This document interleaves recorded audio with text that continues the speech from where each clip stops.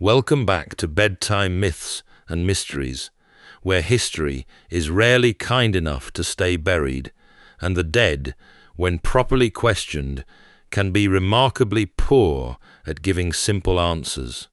Tonight, our lantern turns towards southwest Slovakia, to a quiet place near the modern town of Vrable. There, beneath ordinary soil, archaeologists found something that looks at first like horror, then like ritual, and finally like a question older than language itself. 77 bodies, almost no heads, and no explanation generous enough to let us sleep easily. The first thing the excavators noticed was not a skull. That, in fact, was the problem. In the pale soil of the ditch, bones lay pressed against one another in strange stillness, some folded, some stretched, some resting, as if placed down after a journey. The earth had kept them for nearly 7,000 years, and when it opened, it gave back bodies without faces, not shattered in panic, not scattered by animals. Arranged badly, perhaps, but not carelessly. The heads were gone. To understand Vrable, we have to go back, before castles, before kingdoms, before even the oldest roads had learned where they were going.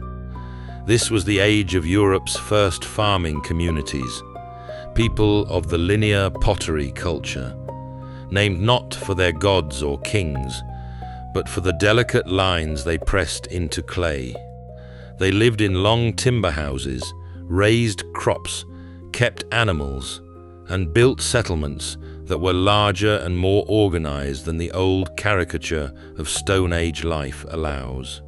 Vrable was not a campsite. It was a place with neighborhoods, boundaries, memory, and, it seems, rules for the dead. Imagine the settlement in its living years. Longhouses stand in rows, their posts dark with weather. Grain dries in baskets. Smoke curls from roof gaps. Footpaths wear themselves into the ground because people keep walking the same way, day after day, generation after generation. Somewhere near one neighborhood, a ditch marks an edge. Not quite a wall, not quite a wound, but a line in the earth saying, "Here is inside, and there is not." The ditch is where the story changes its temperature. Archaeologists first found pairs of headless bodies placed near entrances, and then, in 2022, the larger deposit emerged. At least 77 individuals lay there, nearly all without skulls. One intact skull remained, making the absence of the others feel even more deliberate. When something is missing once, it may be accident. When it is missing 77 times, it begins to look like intention. At first glance, the modern mind rushes to violence. We are a species very confident in our worst explanations. A massacre, perhaps. A raid. A punishment. Yet the bones refuse to behave so neatly.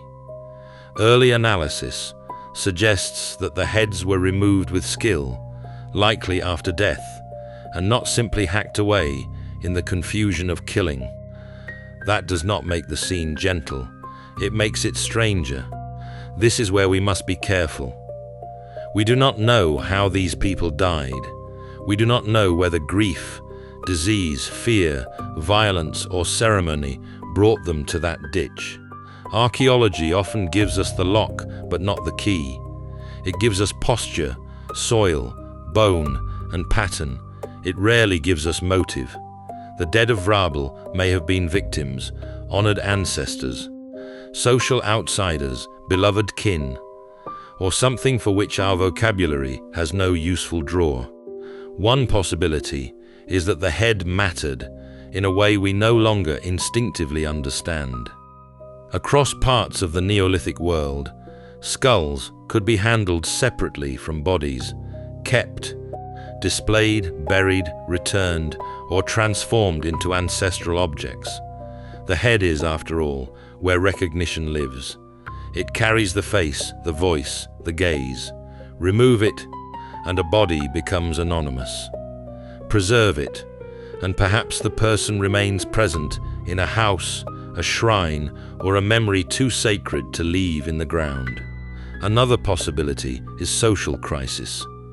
The later linear pottery world was not a paradise of peaceful farmers humming softly over barley.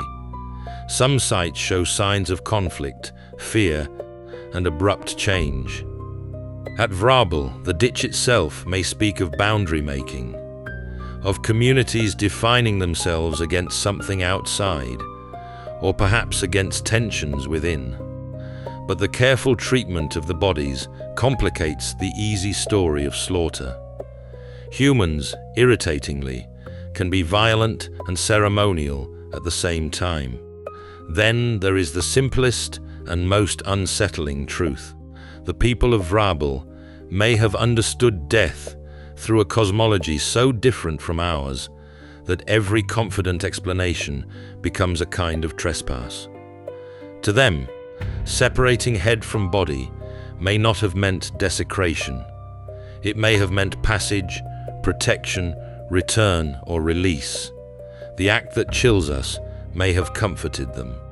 Or perhaps it chilled them too, and they did it anyway, because fear is one of the oldest architects of ritual. So we are left with a ditch, a settlement, and 77 missing faces. We can measure the trench, date the pottery, examine the cut marks, and map every house that once stood nearby. We can say mortuary practice in a tone that makes the abyss sound professionally manageable. But the abyss remains. Somewhere 7,000 years ago, hands removed those heads and took them elsewhere, into a house, into a ceremony, into memory, into darkness. The question is not only why they did it, the question is what they believed would happen if they did not. If this story has left you staring suspiciously at the quiet earth beneath your feet, then the dead of Vrable have done what the ancient dead so often do. They have reminded us that the past is not behind us, it is below us. Like the video, subscribe to Bedtime Myths and Mysteries, and return when the next candle is lit. I will be here, of course. I have no pressing appointments with mortality.